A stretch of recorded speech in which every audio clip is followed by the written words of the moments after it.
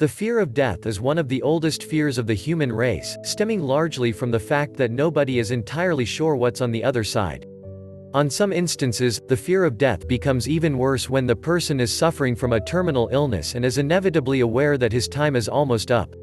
This feeling, sometimes referred to as death anxiety, is often accompanied by bouts of depression and experience a number of problems connected to their interpersonal relationships. Before we move on, please subscribe and press the bell icon so you will get notification of our new videos. This death anxiety can sometimes be a problem for the people around the dying, though some psychological side effects have also been observed. For the most part, this problem is largely ignored in favor of either prolonging the patient's life, or making their last days as comfortable and painless as possible. For most medical professionals, the physical aspect of death is far simpler to deal with than the emotional and psychological facets of it. However, fairly recently, more and more people are starting to pay attention to the problems posed by death anxiety and the measures that could be taken to help reduce the emotional pain of those involved.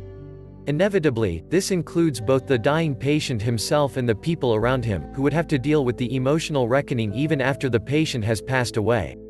The depression that a person can feel because of death anxiety is no easier to deal with than regular depression would be.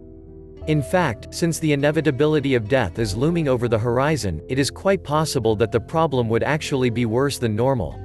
This is true for both the patient and the patient's loved ones, who would have to also deal with the grim reality that someone they care about is going to die. When taken into context, the depression could easily be seen as something that is compounding even beyond death, such that a problem that only seriously affected the patient infects the people the patient left behind. Recent findings show that support groups were often good for helping people emotionally prepare for death. This is for both patients and the patient's families, who all might need just a little extra help to cope with the arrival of death.